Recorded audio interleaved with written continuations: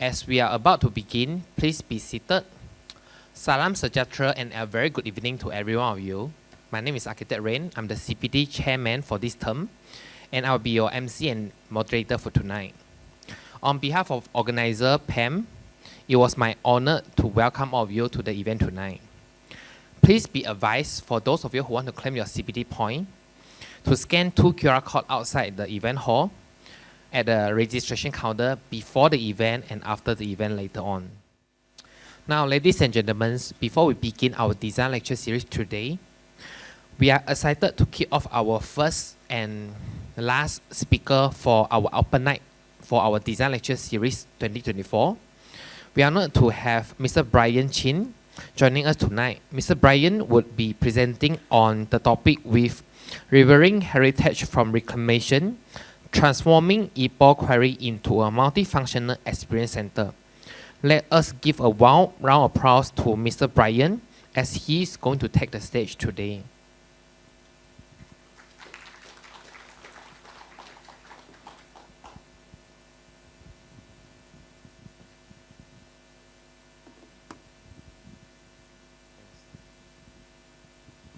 Good evening, everyone. I'm BRYAN.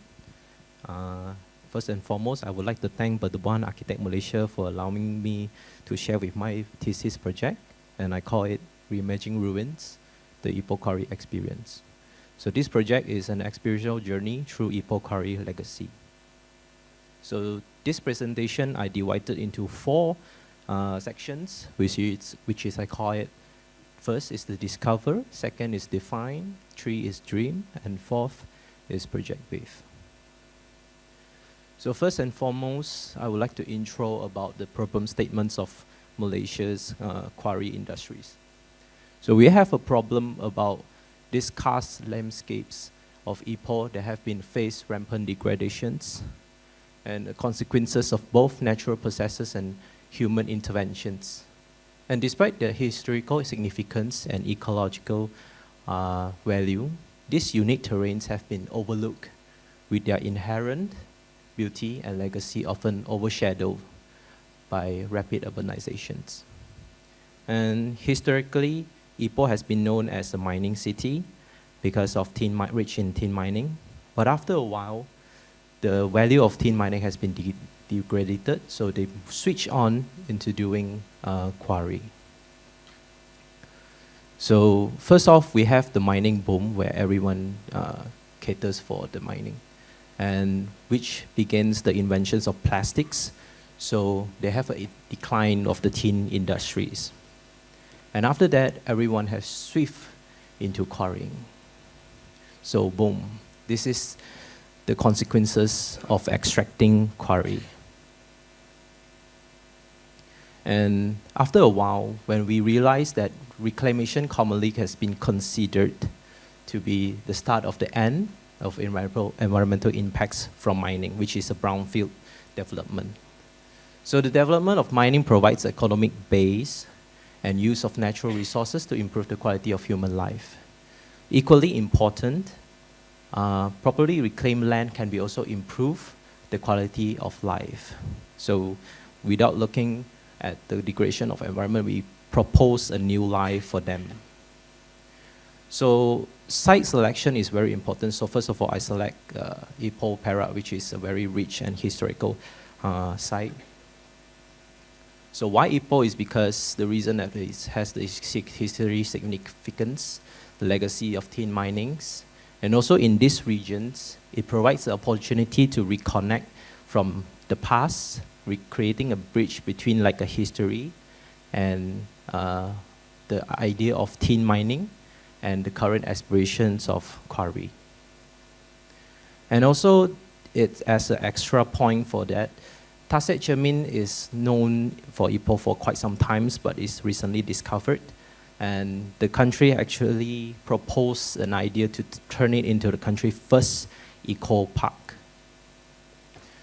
So here are a few of the pictures that, despite of saying about the site. So I call it stitching stories, where you can see there are layers of limestones has been exposed. So I call it an idea of stitching ideas of how the canvas can be drawn like architectural images.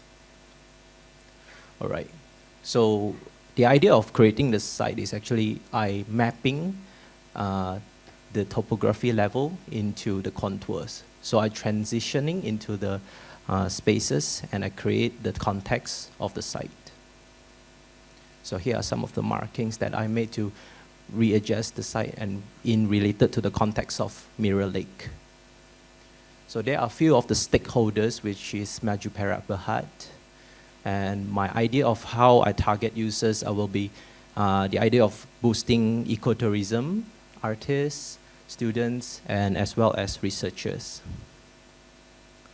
So the ideas of the site is actually I turn it into 20% of museum and experiential ideas, but the 80% will remain as landscape, as an eco park. So here are some of the ideas of how the feelings that you upon the site. So this is rough schematic visualizations where you reach upon the site, you'll be seeing the idea of how active quarry has been happened before, and also you have to feel the site of being degraded. So I came up with the hypothetical concept of using different levels to manipulate the site and spaces. So I call it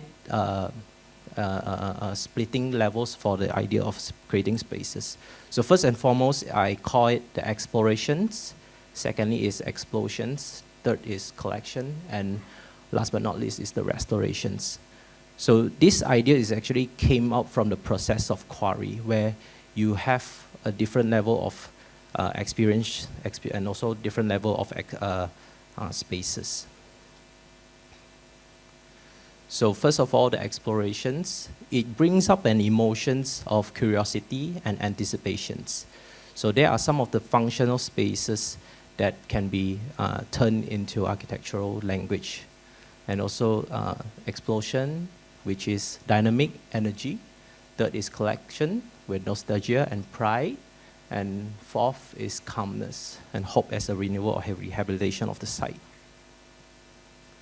And there are some of the hypothetical program has been proposed into the 4 sections of the concept as discussed before. So the idea of having these 4 concepts is actually brings up different emotions and different levels into different experience. So let's look back into the project aim. So I call it a sculpting of void revering heritage from an abandoned IPOH quarry. Is actually to transform an abandoned quarry into something useful, giving it a new life, and also to promote sustainable design principles. And the project aims to restore ecological balance, biodiversity, and create a resilient landscape. So not to forget also quarryscape as an architecture of memory. So it's actually idea of how I reminisce the active quarry as before. So when you upon reach the site, you actually can feel and also can hear the active, like an active quarry, like a sound mechanisms. So this kind of sound listening to the experience can boost up as a idea of placemaking, so they can be memorable. So here are some of the idea that I plan. So based on the idea that just now has been discussed as the concept of leveling. So I have an idea of how I elevate the space. So first of all, this whole museum and right on above is actually elevated from the ground. And moving on, which is the ground level of library plan, and then come up with the basement level, which is actually is ground level, but it's actually different level. So it's fully museum on the ground. And last but not least, this is actually the basement where upon arrive at the bottom part, where you have like a sunken garden. You sunk at first and then you reach to the top. So the idea is stepping up, terrace. And here are some of the sections that show clearly that upon arrival on top left corner, you can, when upon arrival, you have to be on ground level first and then sunken down and goes back up. So the detailing of, So the detailing of this building is not just about like a experiential terrace, but also from the detail that shows, like brings through you to the whole idea of quarry, where you can see rough, scarce landscape on the right of the ground, but you can also see innovated material right above you. So the significance project, the idea of this proposal is to indicate the elements that supports educational initiative and also ecological design that creating opportunities for learning and also sustainable. So it's like the provide educational interactive exhibits, like something like a guided tour of like how the actual quarry has happened before. So it's like giving a new life to prolong the IPOH history. And not just about that, architectural and design significance from an perspective of architectural significant designs. The proposed idea showcase of innovative solutions that actually integrate an historical site into an architectural dialogue, which is like an experiential journey of the building. So it seems like how actually the building has been designed is like terrace quarry. And last but not least is the overall significance of this project is actually to propose and also to represent a holistic approach to landscape and architectural design, merging historical preservations with ecological sustainability and community engagement. So here are some of the internal spaces that I call it as separate fragments of how different spaces can bring through the different experience. And here are some of the model image that despite of to determine the idea of how the entire site looks like. So I purposely choose this site because it sits right back into the scars of the quarry before. And here are some of the details of the site, how you actually interacts with the stone and interacts with the water. And there are some idea of how the terraces of the front drop off that relates back of the previous quarry. All right, that's all. Thank you for your attention and time.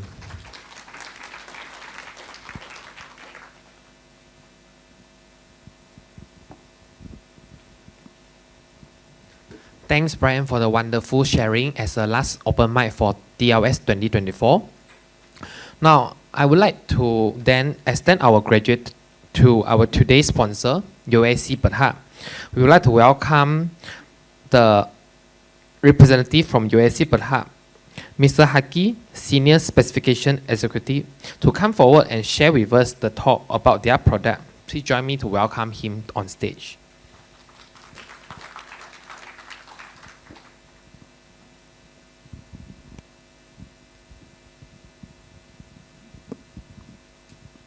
Hi, good evening to all.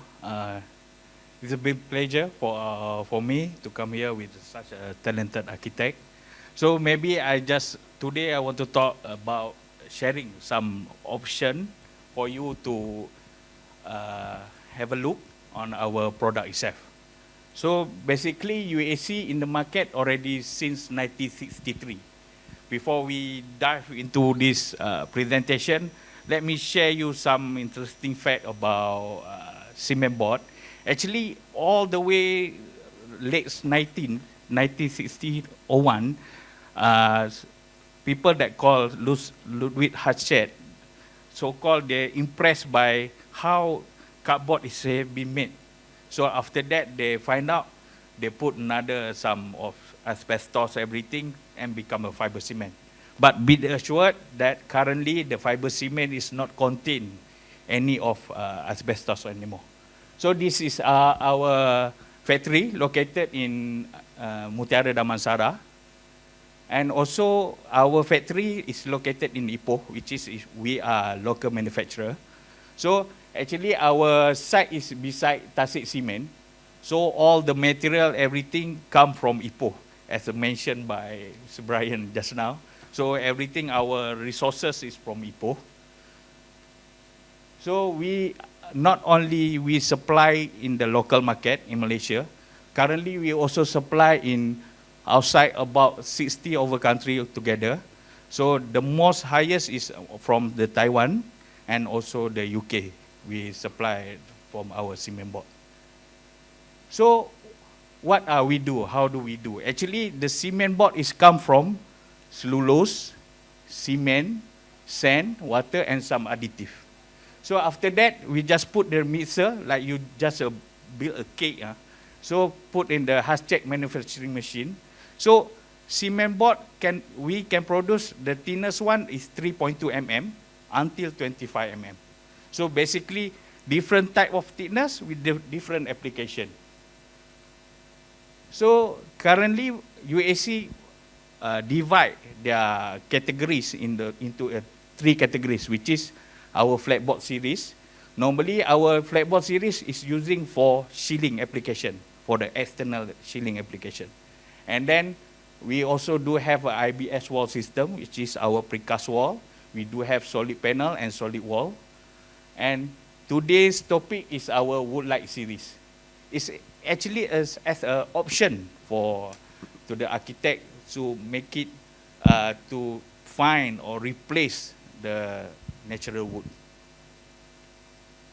So we also do have the certification, not only Mahijau from Malaysia, we also do have the Singapore, Taiwan, and also Korea.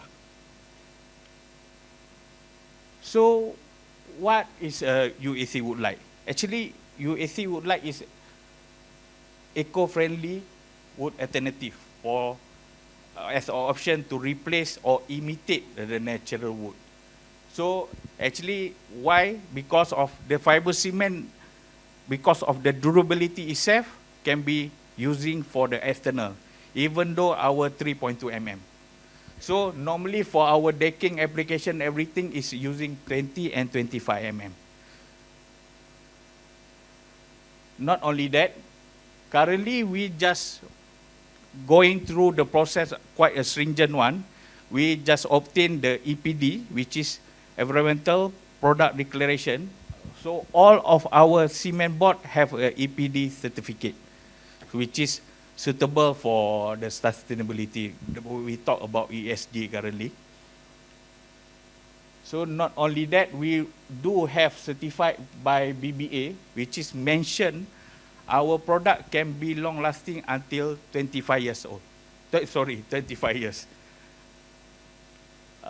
And then this is some application that are using a fiber cement board, which is, this is option for you to replace the natural wood or replace the aluminum strip shielding. So this is currently using our 6 and 9 mm. The width is 100 mm. And our length is about 2.4 meter. This is another type of product, which is our thickness. This one is 9 mm, which is you cannot find any screw here because we have a tongue and groove here. So this is called our product called a shiplap. So you can see for the semi-exposed area or external area, all can be used in terms of our cement board. Not only that, for facade or wall cladding purposes also can be done using our deco wood and also our shiplap. So this is all the part are using 100 mm width and 9 mm thickness for our deco wood. This is some of the project that are using for the whole house. Mainly if you're talking about in Malaysian market, they are going for resort. But this one in overseas market. This is what I mentioned earlier. So actually you don't have any need to worry about our things. Let's say at the seaside area, everything can be used. Actually all of these are using our plank. And also the ceiling is using our Duravan, and also the wall from the blue side chalet also using our precast wall. So basically for this chalet, everything are using cement board. Even though the fencing one, you see, our fencing come with a 100 mm size, but the carpenter will cut to treat such like a wood. So basically all can be replaced lah, even though the decking is using our 25 mm. So this is come with the bigger size. Normally this one we do propose for the internal application because it's come by 4 by 8 size, and then the thickness only 6 mm. Not only that, this is what I mentioned about our 20 and 25 mm can be as a decking to replace the normal conventional decking. This is some of the decking area that can be used. So because of the nature of fiber cement itself is contained more or less more about cement, so you don't need to worry about if the contact with the water or everything, as long it's not been submerged. So this is application for fencing or gate, also for the gate, but it's not security fencing lah. It's more on the decorative part. So currently also quite you can so-called quite hot selling in the market currently because our width is about 75 mm. For the skirting is currently trend about 75 mm.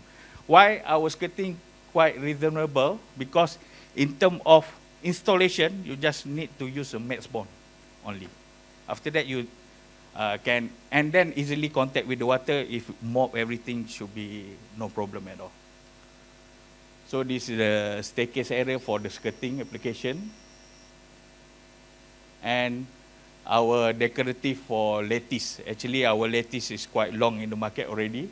So basically, you can use for the sunscreen and for fencing also.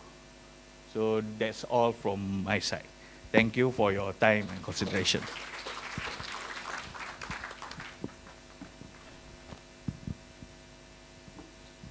Thanks our sponsor for tonight's session and a wonderful presentation on the product for UAC. Now, before we proceed to our main agenda today, can we just flash out? Just want to do a shout out to all the graduate members. Either you are physically attending here or you are watching from Facebook. Please be reminded to do the voting for our PAM graduate representative on PAM Council 2024 and 2025 term. We have two candidates this term, which is G4662, Miss Lok Howie, and the second one is G4922, Miss Sarah Suraiman. Please do remember to vote. Voting would end at 22nd of October 2024 on 10 a.m. Every one of you who are graduate member from PAM, remember to scan the QR code here and vote for our young graduate member who are going to join our council this term later on. Now, moving on to our main agenda today. Before we proceed, let me do a small introduction for all of you here so that you all understand our last speaker for our DLS 2024 this term. We are very honored to be able to invite Architect Yolodi and Architect Maria from Indonesia, representing our last speaker for this term. They are invited to be here to share and presenting on the topic architecture as work and or responsibility. Yolodi and Maria Architects is a Jakarta-based architecture practice led by Architect Yolodi and Architect Maria since year 2000. With their practice, they have achieved numerous awards and recognition, notably a mention from Acacia for the awards on DRA House in Bali, the Indonesia Institute of Architects Award in year 2008, several recognition from the Indonesian Institute of Architects Jakarta between year 2008 to 2014. For rest area KM19, Bondowoso House, Golf Mansion House, Ciputra Marketing Office, and many more, which she's going to share with us today. Recently, on year 2023, Architect Maria have won IAI awards for baseball stadium at Garaga Bong Also, recently, they won an international Monsoon Awards with the Public Space Building Design category for Walandano Library and Community Center. Their work has been featured in national and international publications, such as Directory Series by Imagi Publishing in year 2011, the Asia Pacific House by Pasora Publishing, the Sustainable Asian House by Poe on year 2012, Mark Magazine, and many more. Please join me to welcome architect Yolodi to the stage to start her sharing session.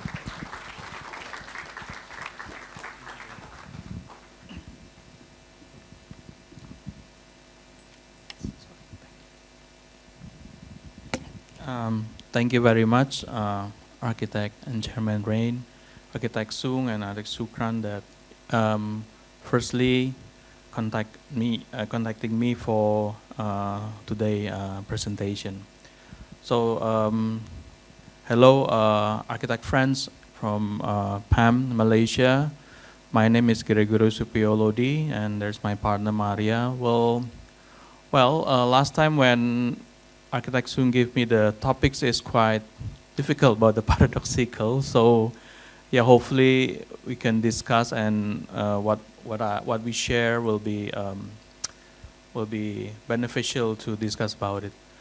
So okay, so I think the paradoxical, what I share will be what is paradoxical in architecture life, also in our life every day. So I'm looking at the term of paradoxical. What it is when you saw there is an objective described on paradox, something that like two meanings between something that collide in harmony, sort of like that. So I think in our life daily as an architect, we have a profession, we have something that we work to get project, to get, of course, money at the end to live.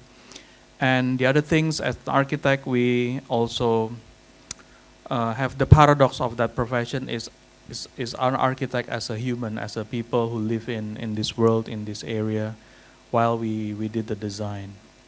In terms of architecture, I think there is things of, we create a spatial, we deal with environment, we deal with social situation, we deal with the cultural situation, we deal with spiritual or religious situation, at the end is economic. So I think the term of paradoxical, I think we should have those empathy of those in ourself as architect and in ourself when we do the architecture. So hopefully, so we call it as architect empathy and spatial empathy. So environmentally, we have I think we have to consider as environment empathy, the paradox between the nature made and the architecture that man-made by architects. Social empathy, there's always a paradox between public and private. In cultural, there's always a paradox. There are always two sides of being local and globalization and global culture. In economic, as we saw always, there is a paradox. There is a two sides of poor and rich, maybe. In spiritual, there is a inclusivity and exclusivity. And yeah, well, maybe we will talk about it, how we deal with those paradox, how we deal with those dichotomy, and as an architect and the architecture as our works. Yeah, this is our studio in Jakarta, in South Jakarta. Is not too big. It's 400 square meters land. It's very narrow. On the other side of this building, but this is facing the long side. We're facing the small side. Yeah, this is our team. the chair only sitting at only 23 team members, not more than that, because we think if more than that we cannot control again the projects, we cannot control the design. So in and out, but only 23 team members, architects, and after that a few we call it magang is a intern, some intern and also architects. Yeah, well, and okay, we're talking about the architecture. We always consider the context of the place, context of the people, climate, culture, and materiality. So we relate with that paradox that we always deal in our architecture life, in our life as an architect. So we start with our context in Indonesia. Indonesia is, as you know, on the west side is nearly close to your culture, close to Malaysia in west side, but Indonesia is very various with 17,000 islands to the east, and totally different culture, totally different people, but everything are the same in Indonesia. Also in the climate, we have several climate and temperature.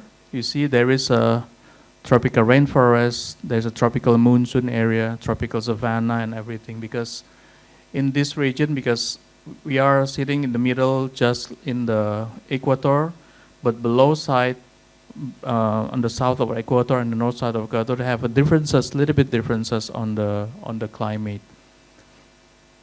Also for the annual temperature, there is a lot of differences. So this is one of the contexts that have to deal for several projects that we have in Indonesia. Also the rainfall, like you have here, or in tropical climate, we have also in Indonesia, they have very different annual rainfall, especially in the past east in the Papua. Very lot of rainfall, but we'll show you in the one of the project that will give them the lift coming from the rain, because in that area they're very difficult to get clean water. So this is what we're going to share. We have several projects all over Indonesia in different area. So we'll presenting about how we deal with the context, and of course with the paradox, with the dichotomy, with the needs of both way needs as in the design. So this is very small project in Sulawesi. This is the one who we got the monsoon award before. This is at the North Sulawesi near Palu. There is a few years back, there is a very big earthquake in this area. So yeah, this is the situation. It is tropical rainforest climate, the temperature like that, the rainfall and everything. This is in 2018, Palu have very big earthquake. This is the mosque supposedly in the ground, but after the earthquake, the situation is like, the earthquake is very bad with the liquefaction. So it's like the earth like opening, and some of the village going down, the earth's like moving. So this mosque is previously like in the ground, but now until now it's still in part of the ocean. Now become like a tourist attraction over there, but it's still like this. But it's very bad earthquake. So this is the situation over there. The liquefaction of the land in Palu area. The earth is like liquefaction is not only like this, but like that. So we went there 3 months after the earthquake, and we saw the situation. One of the foundation contact us and hiring us to do something there after the earthquake. They want to build, at the beginning, when they want to build the religion's place, they want to build a mosque or the church over there. But when we went there, a lot of NGO already give the mosque. In this NGO already give the church. The other NGO give other place. So we have a discussion, and we found this land, one of the village, and we propose the other function than the religion's place. This is the mosque and church. Then the existing church is still there, but the mosque is falling down at that time. But they built the temporary. There's already NGO to build another mosque over there. So this is the, what I call it, the village, the village office that being destroyed on the earthquake. This is the, what I call the puskesmas. It's not a hospital. It's a small village clinics in that area. So at that time, we proposed them why when we don't make the library and the community center for this village, because this village is close to the ocean. On the back area is a hill. So they agree to make to build a library, and also we try to combine the library into a public area. At the beginning, they just we just build a library. So then. We come there and we see a lot of kids playing around only at the seashore or at the street. So we think we should make another function other than just library. This is the Tambi house, like an original vernacular house in that area, in that region. So we think we have to create something that have a remembrance, that have a connections with that vernacular architecture. This is the situation over there next to the site.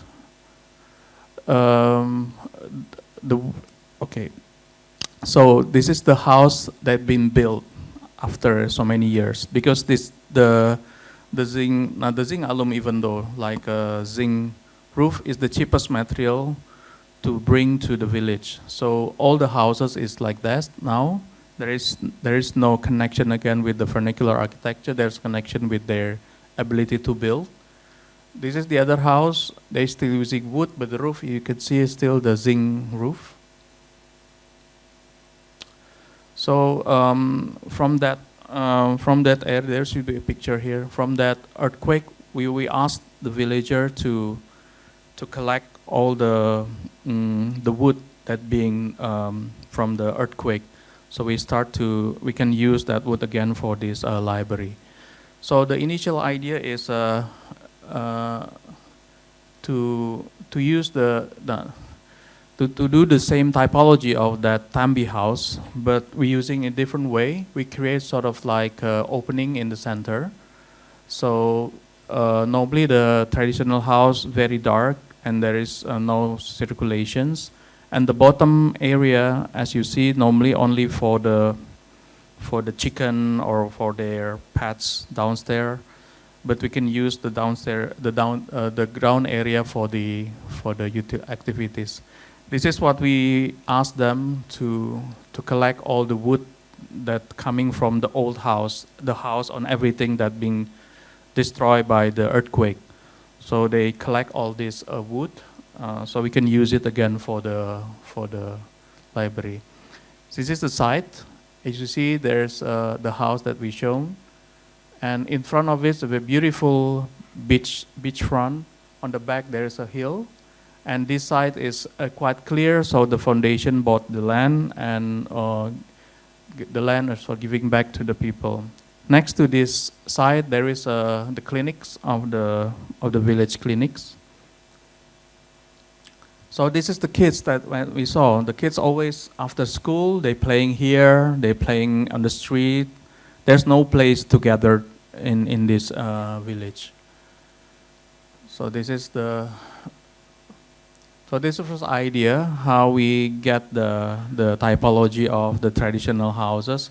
And we recreate it as a new library and a community center for the village. So we elevate a little bit the ground, so we can use it at the ground area for the activities. So as you see, the ground area, we sort of create like a plaza, and there's a ramp going up to the library. At the ground floor, only one pantry and the toilets and the storage, and the rest is like an open, covered open area, so they can use it for village activities in front of the plaza. Surrounded, we create sort of like an amphitheater, so they can use the place.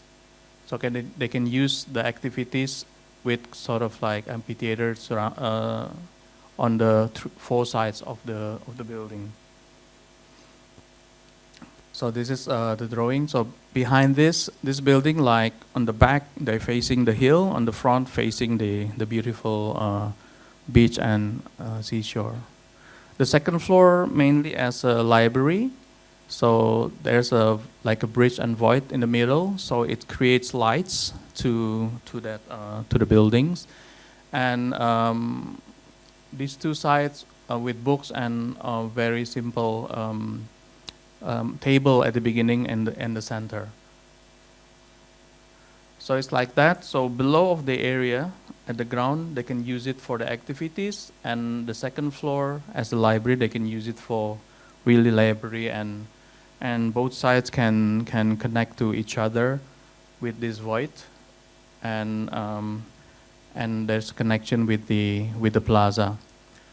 So at the beginning, our proposal is we want to do a sunken open area, but before the construction, there is a high tide, like 4 meters.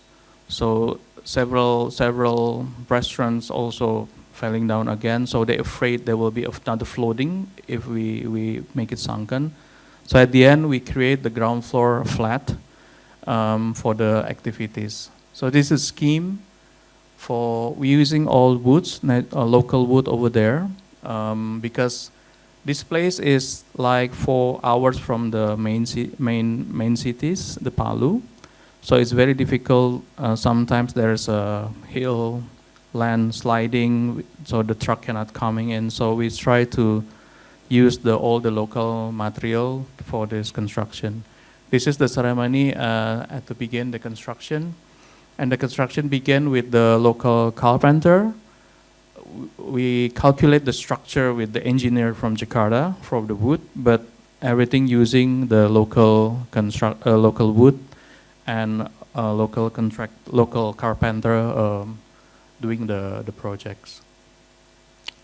The detail is not as sophisticated and clean as we want, but yeah, we try to do the project with the detail that we want, but not as perfect as we want, but all the connection and join, they do it. For the main column at the bottom, they have no supply, but suddenly the lightning struck these trees, and the right wood that we want. This is the wood that we want, and he called Maria last time. He said, "Wow, we have a blast. These 3 big trees falling down," and they start to cut for the column. So we have the column, because last time they already give up. They said, "Why don't we make with the concrete?" I said, "No, we said this is should be wood structure," but yeah, then we have a supply for the wood. So it's done. So it's everything is local wood in several types.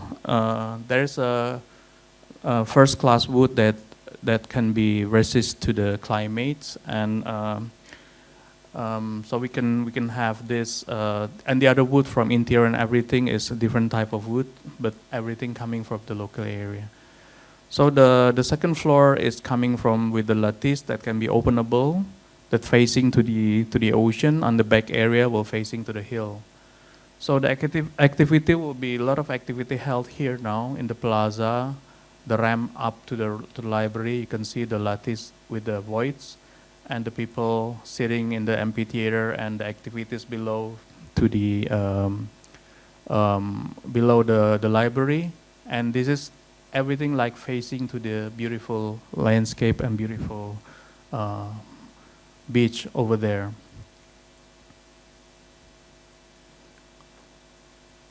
Yeah, the wood is not really perfect, but Yeah, but everything is still made by wood, by local carpenter. This is the amphitheater. So it creates sort of like amphitheater to little bit have a to create a better proportion. Otherwise, the pilotis will be a little bit too high, but more functional. So everything inside and outside a little bit like have a separation, and activities can be held below this. It should be a big trees, but hopefully now big now. The trees should be crossed to the top.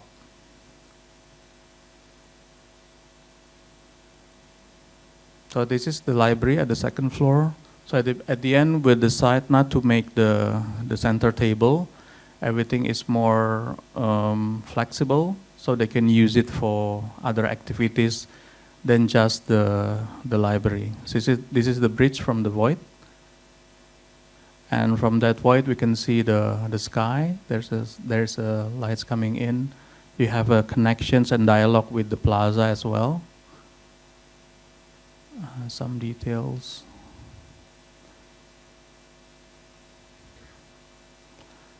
You see from the library, you can sitting on this side, and you can still have lights and see also air ventilation and everything. This is the sitting area behind. From the lattice, you can see to the ocean. The amphitheater joins. At night, we illuminate. So at this village, well, this is maybe the brightest building at night, because so it's become the center of the area of the village. So they can still using it at night. On the back, you can see the hill from the ram as well. So the center will be more flexible. They can use with the movable table and so on. They can use, this is at the ground. They can use for other activities at the library.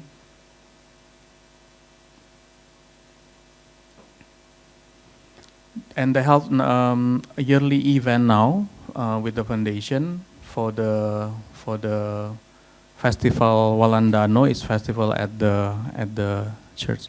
What is beautiful is when it's opening, there is a Muslims community that singing over there. The Christian community always, all those songs singing over there. They'll do it together, and they have an event in the plaza, and they using it together. So this is like what you want to create to what kind of people, what kind of culture. So there is always we want this to be more inclusive rather than exclusive. So the design should be what we think we should be shown those engagement to that more of the people over there, not only for one group of people, one race of people, but it should be used for most of the people in the village. These are the activities on that area, on the building. There is a literacy discussion. It's us with the people with the festival. This is from the ocean, you see the building. Okay, that's the place with how we create at the beginning. They want to create a religious place, then it become a library, then it become the library with the public space. So there is a way why we want to push that idea, and at the beginning, at the end, the place become a public activities area, and also the library for the area. The other one, this is Taman Bintang Samudra in west of Indonesia, in Sumatra area, in Bangka near Sumatra. It's around here. So in the island Bangka and Belitung, if you saw, there is the island near in Sumatra. This is the land is quite big. This is 5 hectares, and like a foundation of Catholics community invite us to make a pilgrimage for the Catholic Church, and not for the Catholic, and will be under the Catholic Church over there, the bishop over there. So this is the land on the hill, but not far from the ocean. The yellow one is the road heading from the main city to other displaced in Sungai Liat and East Bangka. In this area, they already have one for Buddhist community, for Buddhist religion. There is like a pagoda shape. It's they call it, what do I call it? I forgot. This is the landscape in the ocean. Bangka and Belitung, the beach is different. They have a big stone over there. It's more granite everywhere, not only in the seashore, but also in the hills. So there's a lot of granite stone over here. This is the island is very multicultural. There is like a pagoda, I said. This is for a Buddhist community. There is a vihara. There is a lot of community over there. And Bangka Island is like what you have in QUARRY. Very, very massive tin mining activities over here. On the ground, there's a lot of area that being dig, and also now to the ocean. So one of the proposal is actually there's a few not investor, the owner of the area at east of Sungai Liat. They're coming to us and asking to make the special economic zone for tourism to stop the tin mining in the ocean, because if the tin mining excavation in the ocean, they like sucking all the sand, putting back, so all the fish and all the coral reef will be die, because they have to take the thin the bottom of the ocean. So we create sort of like 600 hectares master plan for the tourist special economic zone, and the Taman Bintang Samudra will be one part that can be as a magnet. There's people can come to this area because of also one of that. Still on the progress. I don't know again now after they changing the government and everything, but the Taman Bintang Samudra, the 5 hectares, we done with the first phase. This is the site.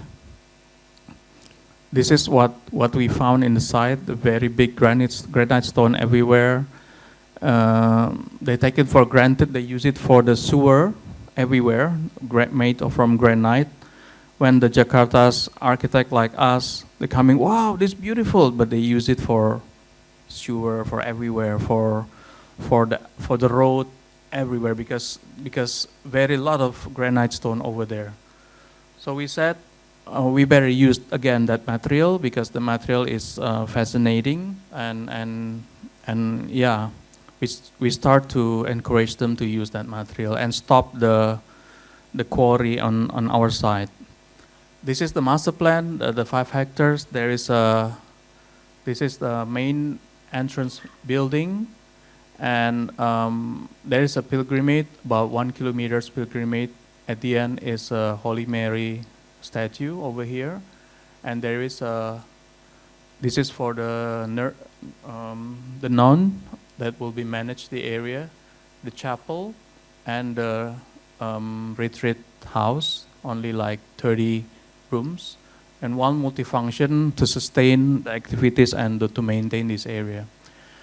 So at the beginning, while we do the master plan, we asked them to create, why we don't release the 70% of the area become a public garden rather than for exclusive only for the Catholic community. So after a few meetings, they agreed that we can release, we can treat it, the 70% of the 5 hectares become a public garden. If there is a pilgrimage ceremony, they can close some areas from here, but the rest is still a public garden for more inclusive rather than for just a Catholic community. This is the main proposal for the general building, for people entry for the building, for the area. There is a gallery, there is a small office, and we use the local granite stone because they never use it in that island. We teach them how to arrange the granite and everything. So in the middle of the garden there is a small cafe. This also phase 1. There will be a garden and all activities in that public garden. There is a serenity garden, there is a activities and everything. This is at the end there is this is a promenade because on the contour there is a very low area here. So on the left side will be the pilgrimage. At the end of the journey, they can stay here. At the end is a Holy Mary, a statue at the end, like a cave of Holy Mary, and there is a small path of pilgrimage surround the pond. So the pond basically is a retention pond to help the water from the hill. So this is the multifunction building. This is going to be the chapel. The chapel will be next phase. We'll start next year. The chapel will made from the concrete and granite stone, mixed with the granite stone. This is the retreat housing. This is the monastery for the nun. This is for the start of the pilgrimage, or Via Dolorosa they call it. There is a 15, what we call it stasi, the stops. If for the Catholic pilgrimage, there is normally 14. We have 15 here. Each of the stasi is for the praying. It's the Hail Mary cave, but surrounded by trees. So this is the original stone coming there. We use this, and the crush of that stone, we mix it with the concrete, become a floor and the wall. And this is how we arrange. We teach them to arrange the granite. This is a different level of polish of that mixing granite with the concrete. So this is two main material that we use for the whole area. This is a cobblestone made from that granite as well for the area. So this is a process.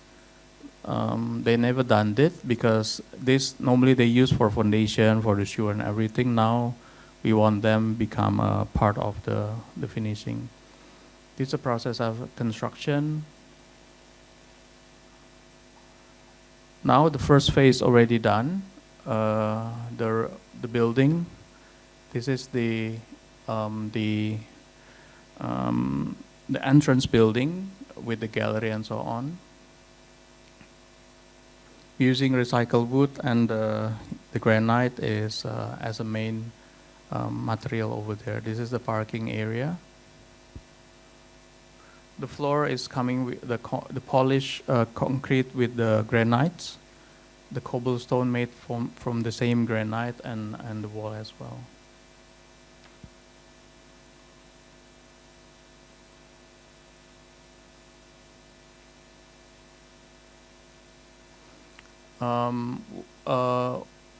The steel coming from the, not sponsor, but the donation coming, one of the donator is they have a workshop, steel workshop, so we use them as the first building because they donate,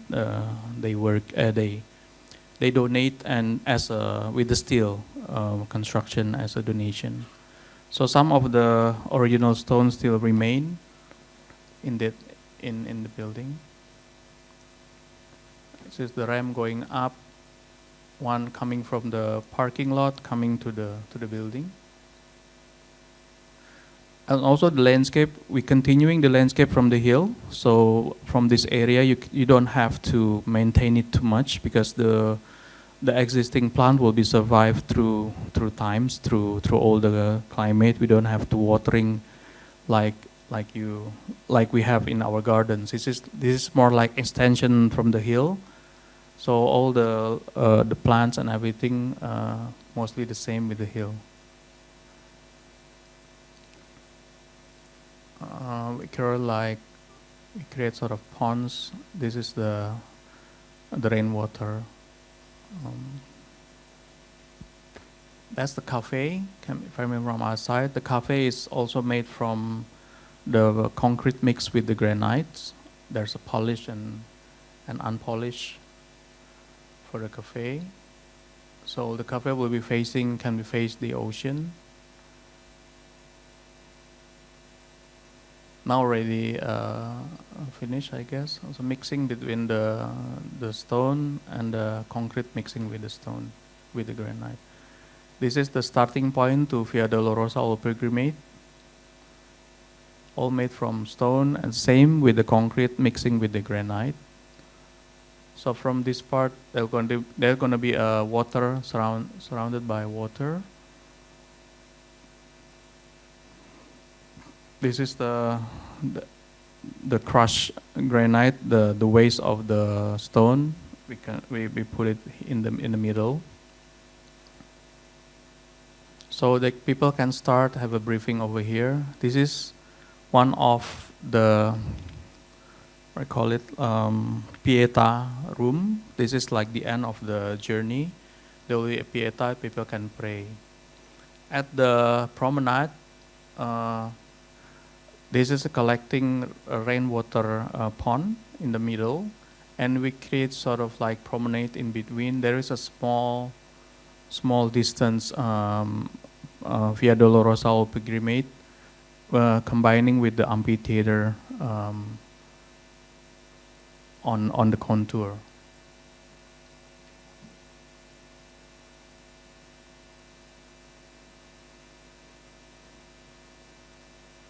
There's a Holy Mary statue at the end. So from this pond, you can see the statue now. It's more greenery over there. And for the old people, they cannot walk 1 kilometer with the hill. They can praying surrounded by this area. The Stasi, if you know, as a Catholic, normally they have this is like a journey of Jesus before crucified. So, as become a public garden, we tell them whether we invite an artist. So all the statue of the Stasi will be a public art. So we invite Sunario, as also a good friend of mine. Basically, he's a Muslim, but he create this statue, artwork, and sculpture become a part of public space. So he reimagining the meaning of Stasi of the Catholic Via Dolorosa. Is created the material coming from the combination between the tin and the aluminium. So it's become a public art. So when there is no praying, this become a part of art in the garden, sort of like that. So the relation between the artwork with the granites through the process.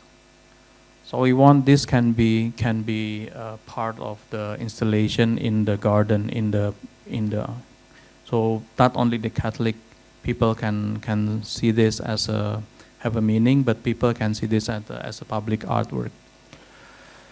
Okay, that's one in this one in Jakarta. So we're quite lucky to involve for the renovation at the stadium for the Asian Games 2018.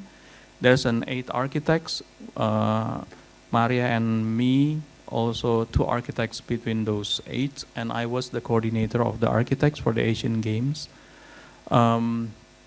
This in Jakarta, in Gelora Bung Karno. It's a heritage.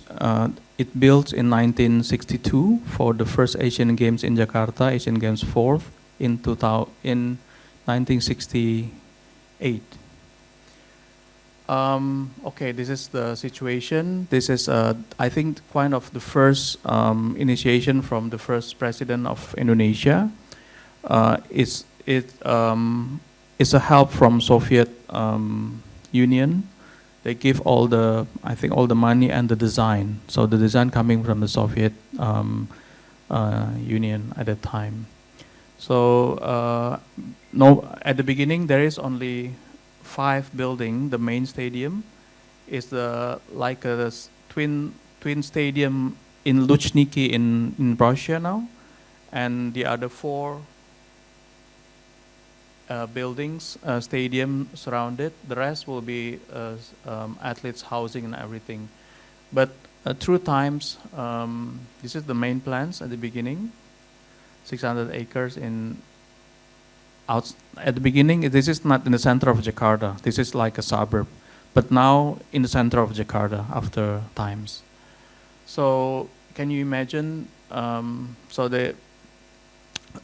Okay, let's start. This is the area, the housing, all the 5 stadium, 1 open stadium at the beginning, the main stadium in the center.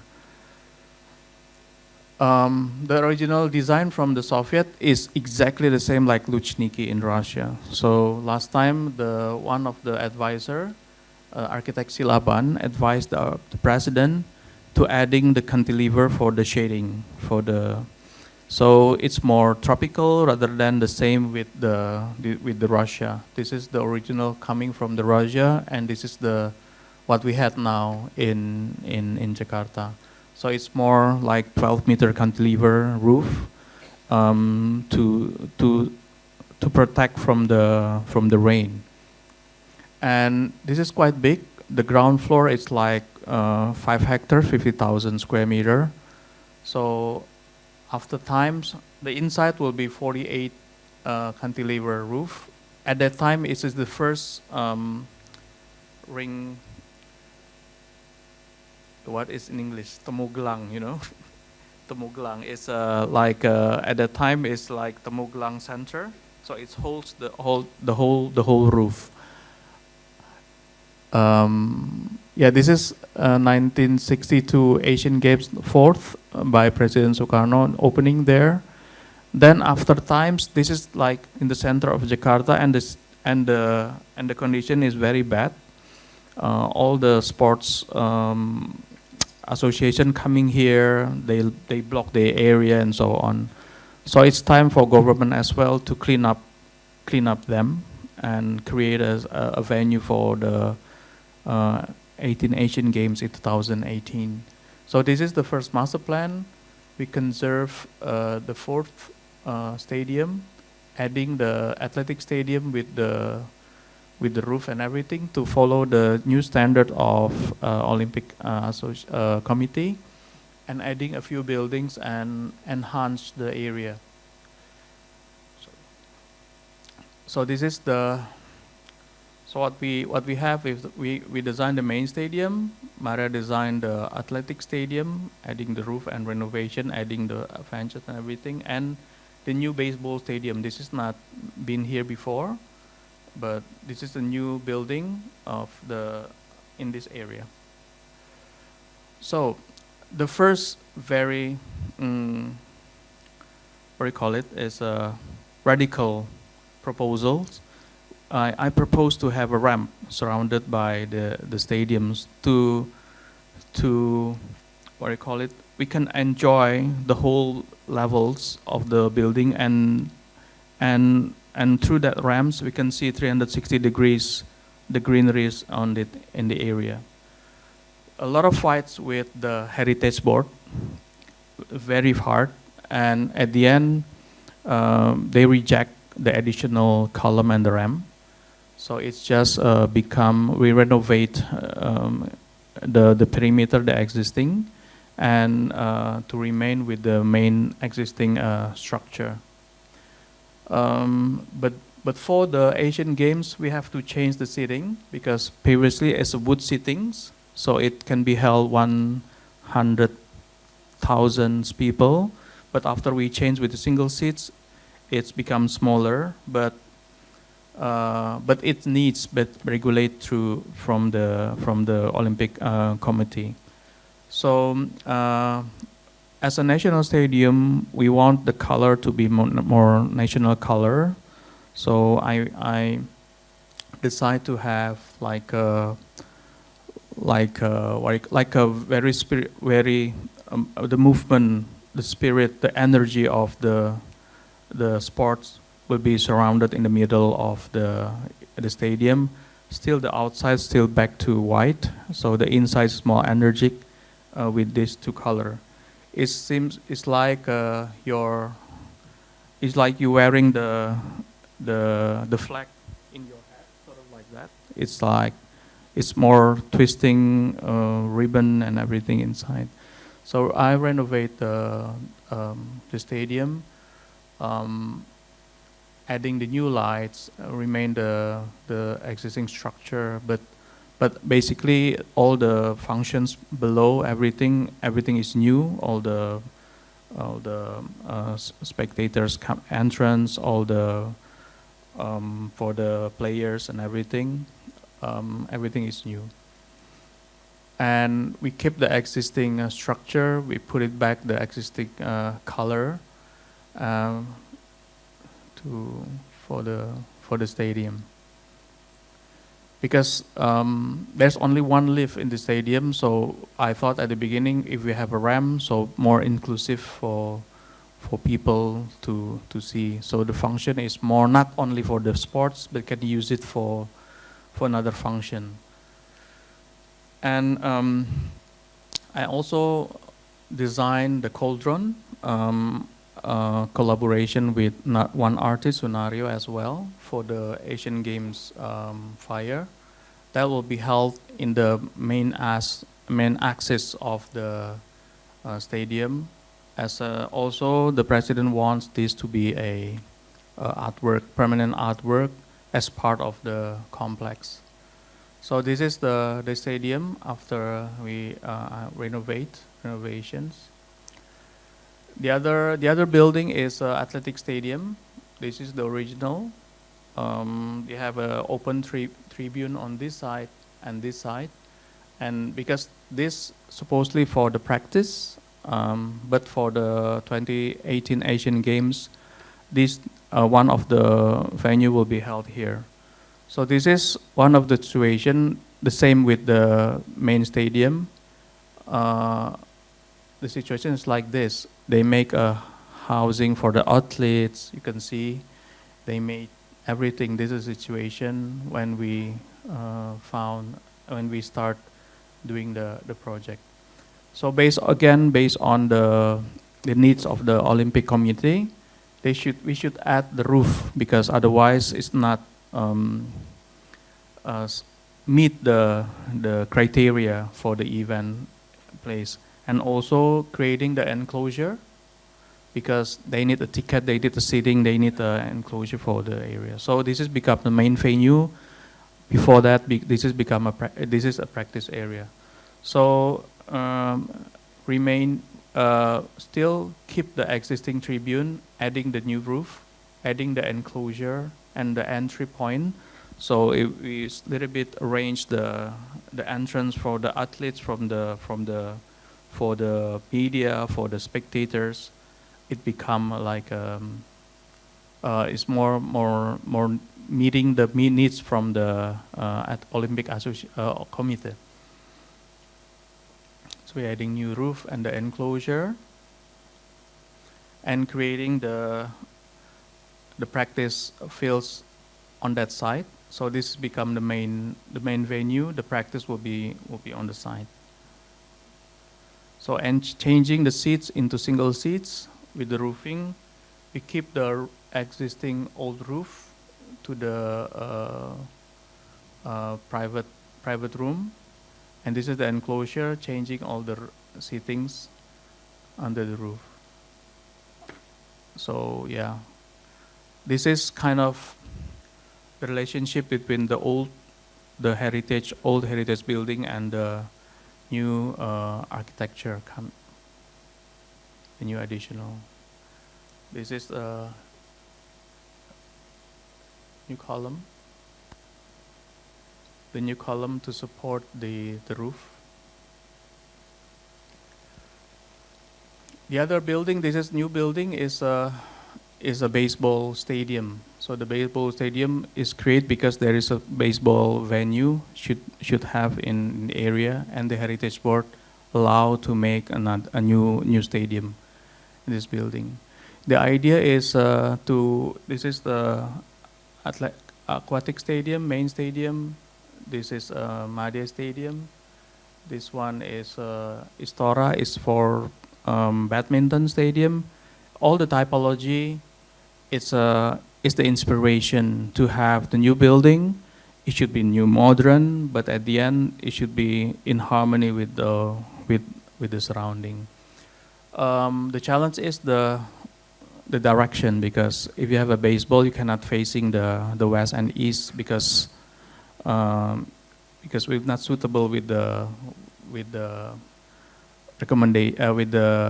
recommendation, and this is a baseball fields, and the tribute and the new building on this side, because the orientation only can be held this side. Is the plan in such a weird land. The end of the land is like that. The connection to pedestrian and everything. So the idea is, the idea of the building is to continuing the lines of the existing, but sort of creating the new language of the architecture over there. We're using between all the area, all the buildings in that area. I was creating the open bricks, the breathing walls, or fan blocks. We call it kerawang in Jakarta, fan blocks. But the fan blocks used then used for the old buildings, all the stadium in the area. So the fan blocks we're using mainly here, so all can be ventilated, and we have a different lights and shadow through times. And we sort of create a courtyard, so it's like an opening for lights and the airflow to the stadium.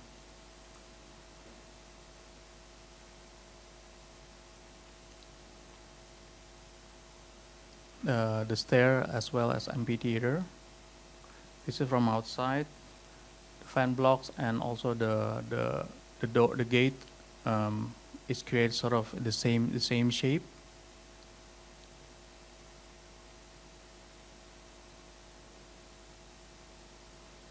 Yeah, it's small stadium, but it should be maintaining the harmony, and it should be a new statement of new building.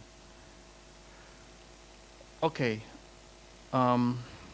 this quick one. This is more urban planning. This is another things that we think need to be present.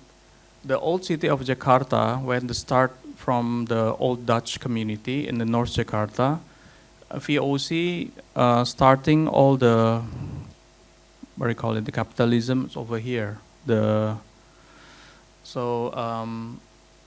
They start in the north of Jakarta for the ship to send all the spice and everything from Indonesia to the Dutch, to the Europe area. So this is the beginning of Jakarta cities. Now it's become very dense and become very north of Jakarta. And if you see now in North Jakarta, there is a few Dutch building become a museum, become a old plaza, and so on. So, yeah, this is original plans through times in 1927 and changing until 1962, 1916, 67 become larger. There's a lot of canals because the canals will be held ships before they go to the Dutch and everything. This is mainly the activities for the Dutch people at the beginning. There is they call it Tigergracht. Tigergracht is a main canal. It's that's like a main transportation at that time. Well, this is the history of place. Then it become dense. 1950s become more dense after Indonesian independence in 1945, and it become like this now. Everything surrounded by. This is the original, but Dutch area, and now it's become a city. So let's pass this because it will be too much. This is what they have before through times. The changing of the city now become very, very dense and become some area become abandoned. Some of the renovations of the area through government is spatial between the area. It's not, there is no integration between the master plan before that. Each of area, they have their own master plan and they renovate partially in that area. So this is the situation. This is the old train city, the old building, and this is the situation before. This is the plaza at Fathahillah Museum. Normally, before that, only no one from the middle up wants to come to this area because the area is very dense and feel not secure. This is the existing of the old city.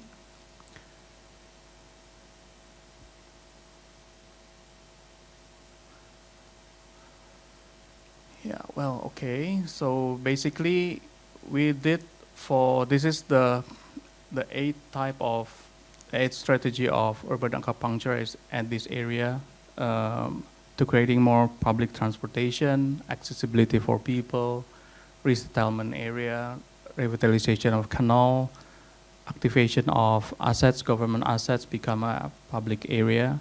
The street vendors put it the same and put it at the one area for the street vendor, and all city management and events. So basically, we combine those master plan, recreate the master plan for like, this is like 300 hectares, and create the urban acupuncture of the area, integration of public transport as well, for PRT, MRT, and private cars and everything, integration from MRT and so on. So this is the area.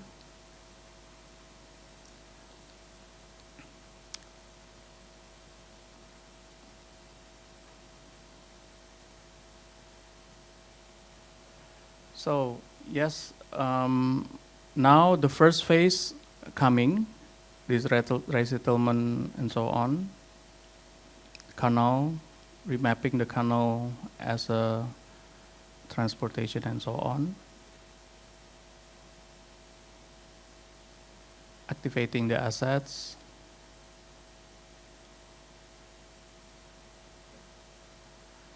malls and everything. Sorry, I go fast. Street vendors, relocations, and managing the area. Now we already start the first phase of the master plan at Jalan Lada in front of the Fathahillah and the area. So it's we sort of maintain the axis, the tiger graph before, to connect the area with the historical base. And two streets and a few streets become a pedestrian, so we sort of create a connections between the people rather than the car until now. This is the first phase that we've done until now.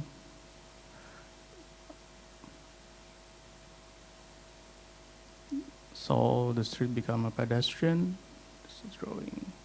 The street furniture, we continuing the existing that already still good, continuing with the material and the street furniture. The street furniture position, the greenery is position. Okay, we'll pass. Lightings. So this is the situation before, and the main street to the area, it become a pedestrian at the end. So it's we're relocating the street vendor, we're creating new pedestrian on the area. So with this initiation, we hope all the building next to it that we can like this. Now it's more vehicle approach. It become more pedestrian with trees and lighting, so people can have this area in different way. This is situation now become a plaza, long plaza that connect people to one point to the other points. And more activities will coming, and the building next to it that will be abandoned before they start to become a restaurant, become a cafe, become a hotels and everything. So the plaza will be connected through with the pedestrian and the plaza and connect with the more people rather than the car before.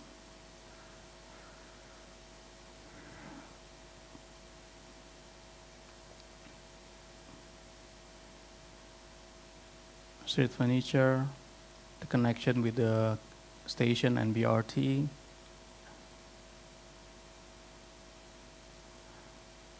So it becomes more public, more for people rather than for the car.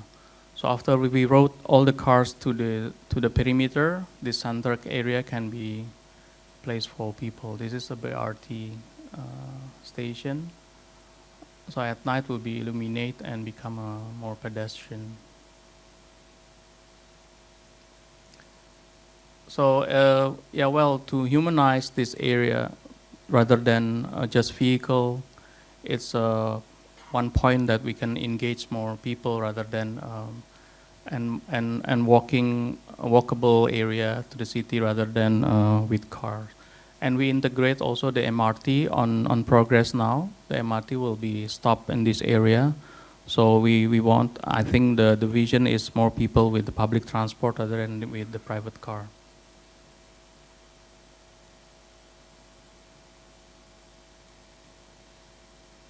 At night.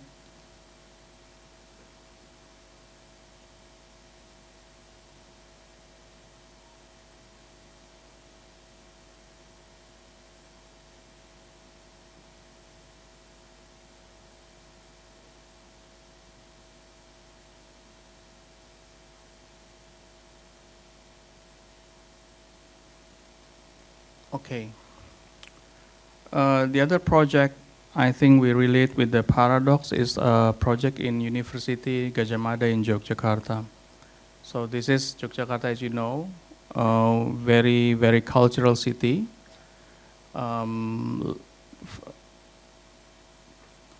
This is the whole complex of university, and they have like 4 hectares in front. So the idea is the vision to have the melting pot between the industry and creative industry, and also for the academics. So lot of at the initiation, a lot of questions, a lot of what do you call it,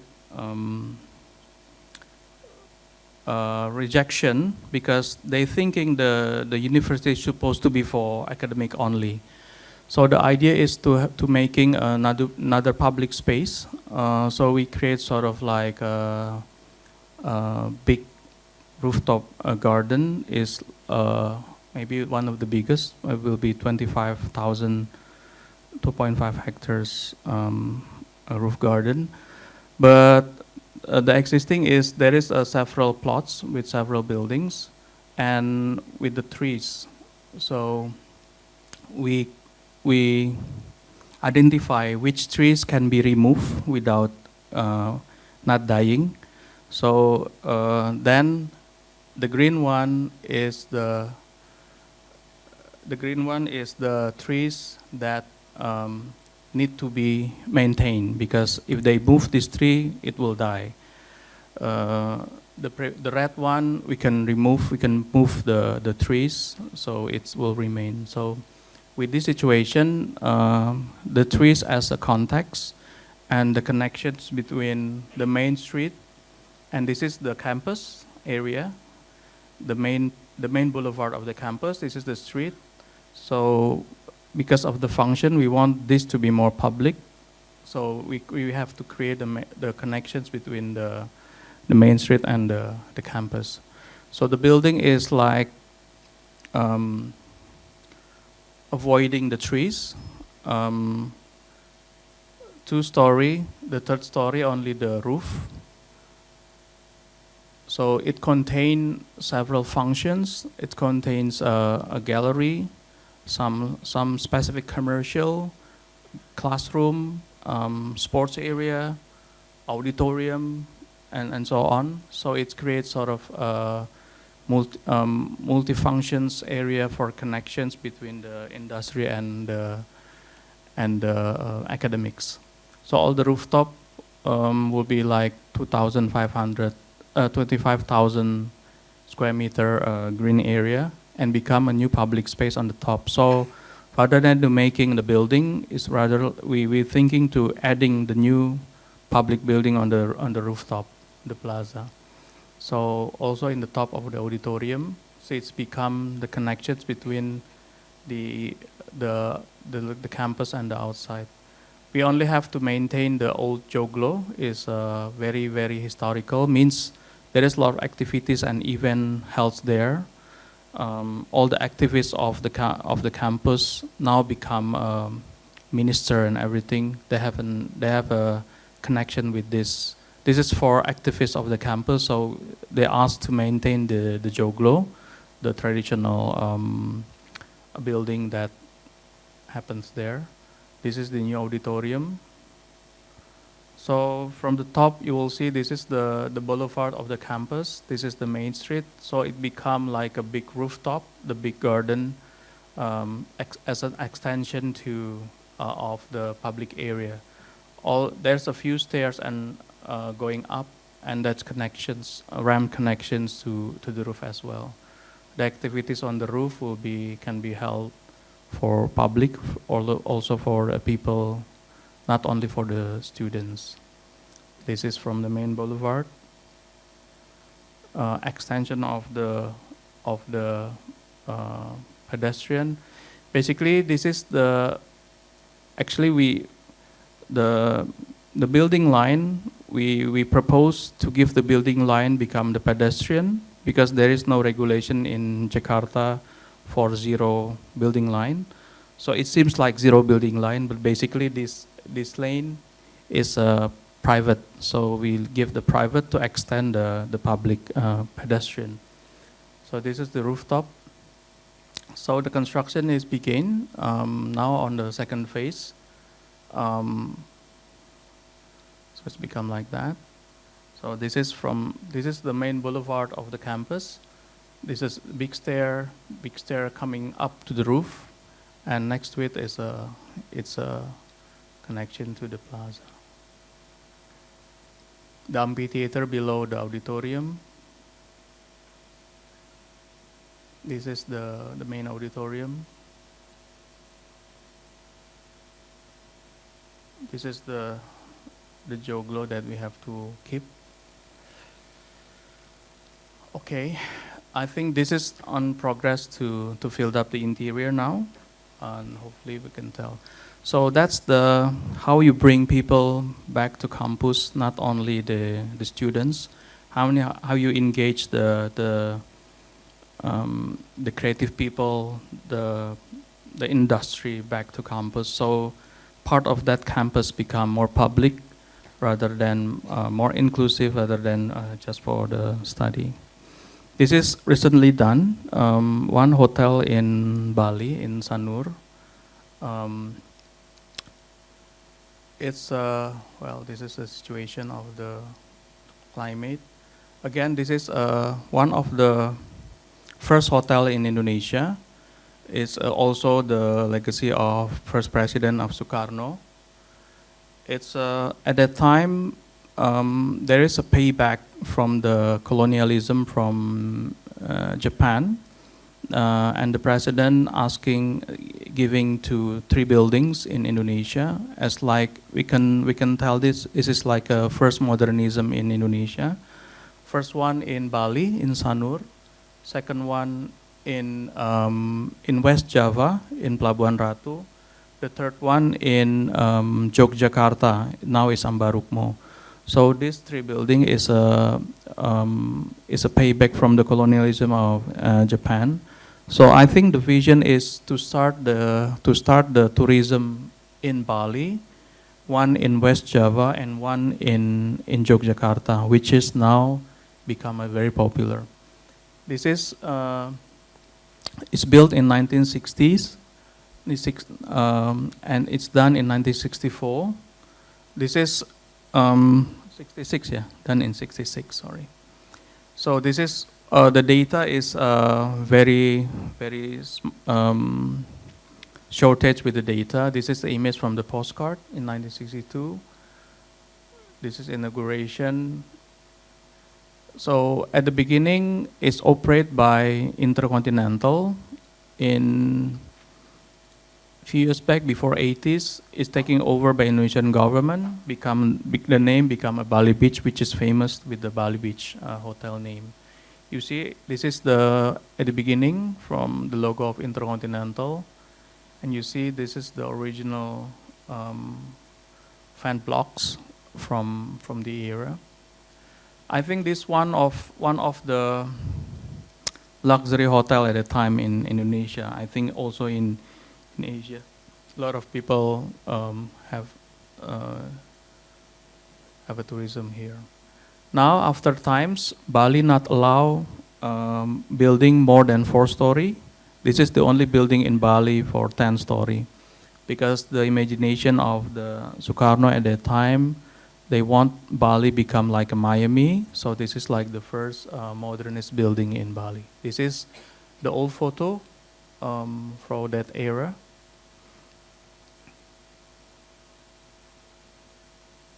This is from that era. This is the lounge at that time. It's beautiful. We find all the information from everywhere. This is one of the movie have a shoot as a background in the movie setting in that hotel before. So we got from the movie how to find. Because 1993, the whole building is burned. The whole thing is burned, all the data is burned, it's gone. So we have to collect one by one from any other source. And yeah, it's all burned. Only one, everything is gone. And this is like that, and being renovated like this after 1993. So it's, so after that, all the regulations said Bali should have a Bali style typology and so on. So it's renovated like this. The fan block is gone, become a green glass with the aircon and so on. So when we have first time we surveyed this hotel is very bad situation, and yeah, all the architecture is gone. The inside is like a big stair like Grand Hyatt now. So adding the new lobby and so on in this hotel. So, and luckily we found this fan block at the back of the house area. So only this remain. So well, when we hire for renovate this hotel and extension, we finding the old, we try to find the old data and everything in what we can find that in the movie, in the postcard. We buy the postcard, we buy everything, we calculate everything. So at the beginning, this is the part of special economic zone in Bali for the wellness and health tourism. If you heard, there will be a Mayo hospital and so on. So at the beginning, we create the initiation of master plan. but then we're continuing for the hotel, the 6 hectares land for the hotels. This is the master plan of the hotels. So the tower, the 10-story tower is called Bali Beach. And the next two buildings is 2-story at the beginning, you see at the picture. We're adding the new building on the back, this part, because this is 1, 2, 3, 4 is the same plots. We're adding to create a one. We're adding the new convention at the back of the house area. So it is first sketch. The idea is how to have a good dialogue between the old building and the new building.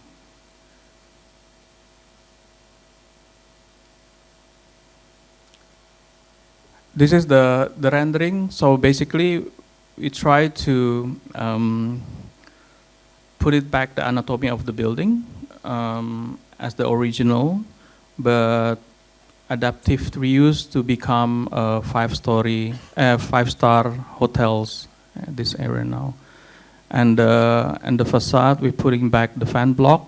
We engineered the fan block to prevent the water in, but the lights and the wind still coming to the corridor. Adding new we call it the new lobby, and put it a little bit sunken, so everything will be there. So also there's a existing relief, then we're adding the new lobby at the tower. So the relief, the beginning at the landscape become a part of the building. So it's already done. This is the new convention. So the idea is to have the dialogue between the old and new, between the old heritage and the new building. So all the new building made from wood. So we keep the existing building back to white as the original. So this is the conventions. It can be held 5,000 people. So it will be generate activities in the hotel and the Sanur area in Bali. This is, we built from the same plots, the suites area, the lower story hotel, and we're adding the new levels at the attic, because we cannot add the heights. So we chop down the roof and we're adding the room on the attic. So the hotel become 2. One become the Bali Beach. This become the Meru. All suites. So why we should add the room? Because the room become 2 bays, become more suites, more bigger, and yeah. Then we create the connections. So when it's rain and everything, people can still walk in. So this is construction. So we erase the additional, the lobby, the Bali's lobby before. This is from the roof of the lobby. And this is construction area.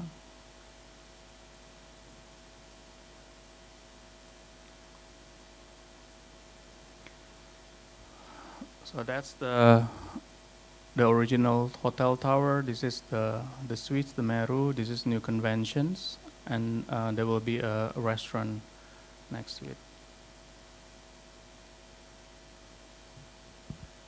So then, so then we renovate the building.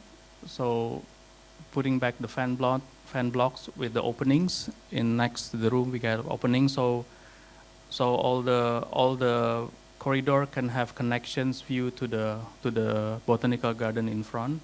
This is the view from the convention. This is the conventions, all made from wood.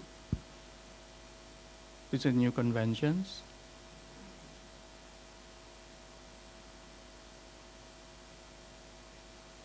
The pattern coming from the old Bali Aga pattern, so we recreate, become a part of the interior as well.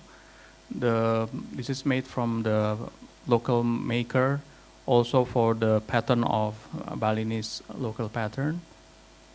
This is the convention facing the ocean. There's can be separate into 3 functions, 3 separate area. So at night, the corridor back to open air with the engineered fan blocks. This is the new lobby drop off, all made from wood. Then you're going down. This is the drop off. The relationship, the dialogue between the new and the old building. Then you're going down from that lobby. There's a lift on the left, but you're going down from this lobby. The roof of the lobby, all water. This is from the roof of the lobby. So when you enter the lobby, you will see this passage. The circle one in here on 3 sides, 3 on the left, 3 on the right. So it creates air circulation. So it's kind of you going down to the earth, and you see at the end is an artwork. Then you at night will be illuminated. There will a water. The pond, the bottom of the pond and the center will be glass, so you can see the lights coming in. Then you enter to the lobby, of the hotel for this Bali Beach and Meru. So this is a passage, one side going to the tower, the other side going to the suites area.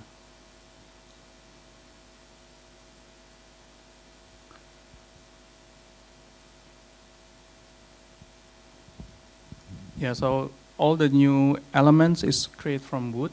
So this is we're adding new stair. So all the new elements is different material rather than the original one. The relationship between the relief and the lobby, the new lobby, we're adding the new lobby. It's unfinished relief at the time. If you see, there is uncarved parts, but yeah, this is a part of history. There is a figure of President Sukarno at this relief. New stair. This is the corridor.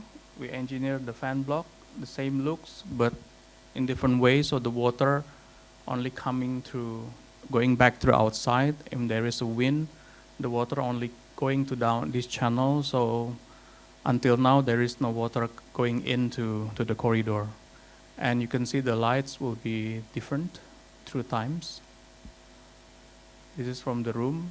The room's layout is already setting already good. Every room's facing the ocean. And I think this is the tallest view hotel. You can view the Bali from above more than 4-story.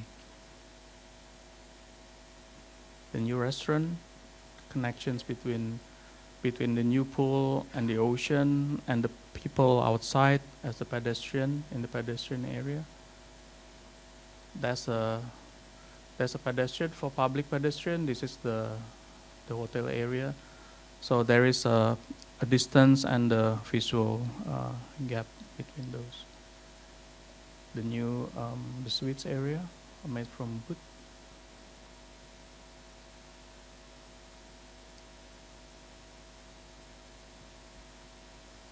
This is the connectors between 2 buildings. There's a landscape like you crossing the tropical forest. The lights coming in with the skylights.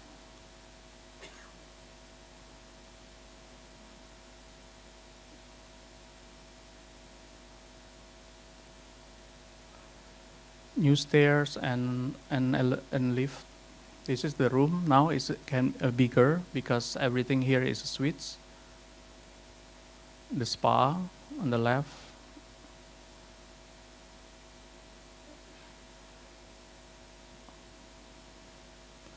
From outside. Okay, I hope still time. One last project. Okay, thank you. So the other one on very east of Indonesia in Papua, we create a church, the cathedral for Agats. Agats is the capital of what do you call it? in that area, the Agats area, the Agats city as the capital of the area. This is the situation in Agats. It's like really like Amazon.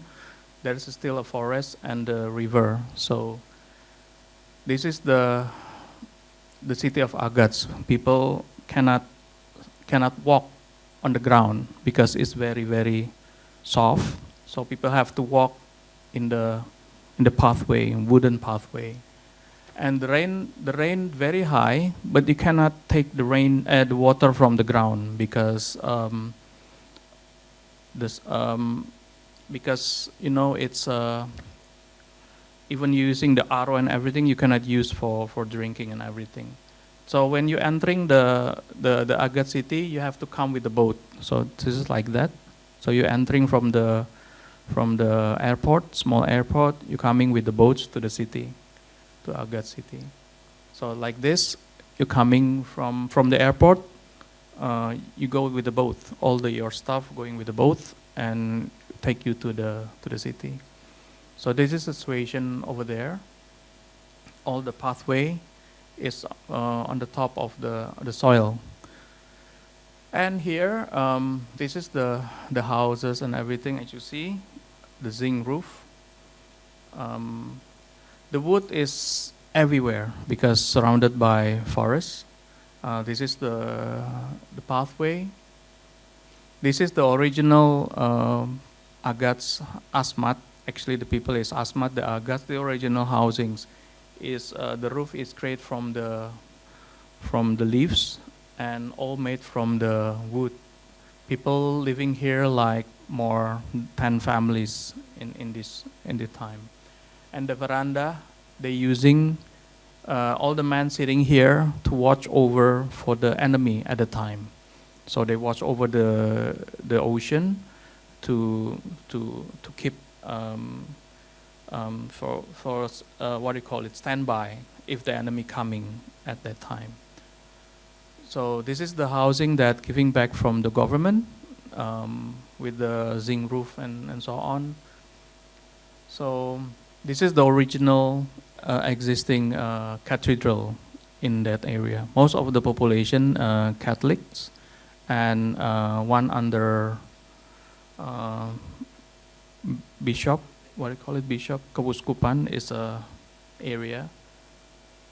This is the original, the existing, sorry, not original, the existing already 50 years church, cathedral church in Agats. So because the population is grow, the church is not enough, so that church can become a new common public area, multifunction area for the church, and they want to have another church. So we come with the idea, because a lot of wood over there, we should make the church made from wood, everything made from wood, the new cathedral. When we coming, there already existing structure made from the concrete on the below, because the land is so wet, so they have already the cross star, the cross shape foundation. With the previous design is kind of more Gothic types of cathedral. So when we came, we used that existing structure and we redesigned the cathedral into more and create everything made from wood. So it's create of a main building as a cathedral, and two sides become one is a chapel, the other one is a sacristy, is for and everything. So it's become like this. The frontage area become there's the parkings, and we adding the plaza. So one of the negotiation with the bishop at that time is how if we make the church become a public space rather than the praying space for only for the Catholic, and they use it only for on the weekend, Saturday and Sunday. So, and the bishop is agree. So we sort of create another plaza slash a new cathedral for them. This is the wood. Actually, this is the what do you call it, the destruction of the truss. So all the truss points they support from the other side. So it become like a pattern of traditional pattern, but anyway, this is like a repetition of the pattern, become a structure of the roof, and the roof itself made from the wood, because basically they cannot have the water, so Dagat's people living from the rainwater, so they collect the rainwater, they use it for showering, for everything. So because they're using the zinc roof, sometimes the roof is, what you call it, rusty, so the water should pass through the rusty roof and they use it. When I was there, I bring the neutralizer before I get showering. But I think we should have a wood here. We think we have the wood here, so the water will be more healthy and everything. So we adding the new plaza. So at that big event of the, maybe in Christmas or the Easter, they can have extension area after the bigger church, and not a religion event like Saturday or Sunday, they can use this area, become a public space as well, including the parking lot. So the outside area become a public area, then just not a church. So at the below, this is the circulation. So at the below of the area, we create sort of water tanks. So the water coming from the roof create a big water tanks, and the people can take the water from this big collecting pond underneath. And also, because very less electricity, we create sort of more ventilated church. So it become like this, or it's quite dark. So this is the pathway going to the church. This is a church tower. So it will be like this. This is the side. This is the sacristy and the toilets. This is the main church, with the openable area. Below that will be a big collecting water tanks. Sorry, it's very dark.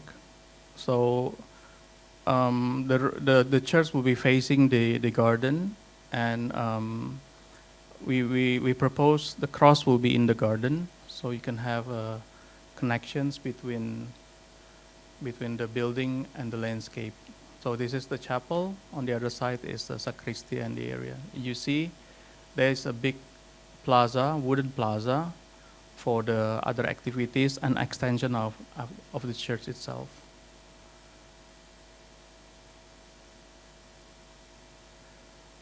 So now we having a first phase. We're building the chapel and the sacristy.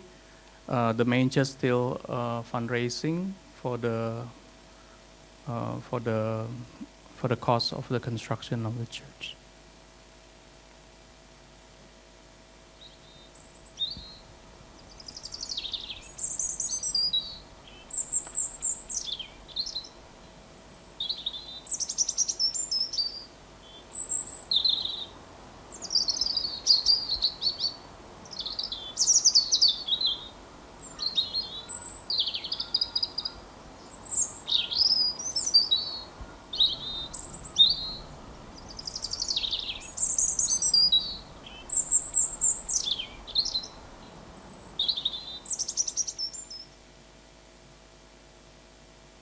See, the inside will be like configuration of the wood structure, become the ceiling as well, the construction of the structure of the church.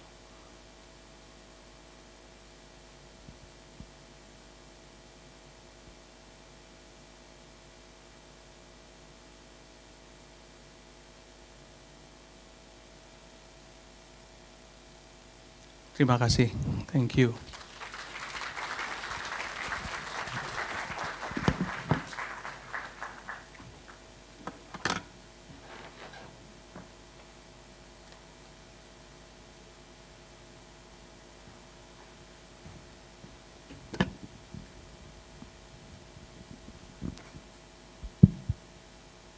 Okay, thanks everyone. So before we end our session today, due to time constraint, we will still allow 3 questions from the floor if you got any question to ask our speaker today. So let me invite Architect Yolodi and Architect Maria together on the stage, just to let us to have a short moderation, to have a discussion with our attendants today.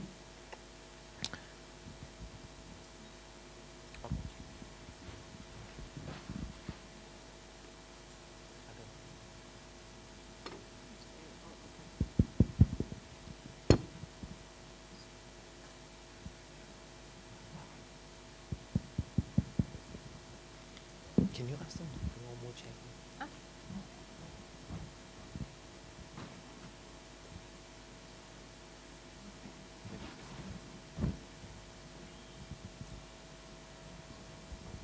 All right, thanks Architect Yolodi for a wonderful sharing session, and thanks Architect Maria for attending for our session today.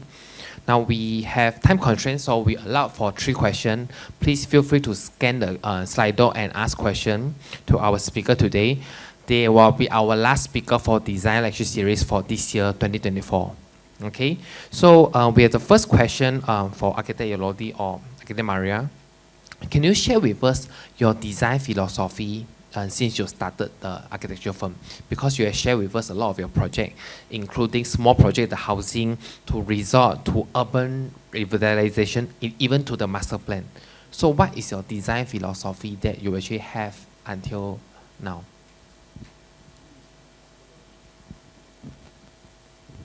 It's always difficult questions. Well, I think number one is we start everything with the questions.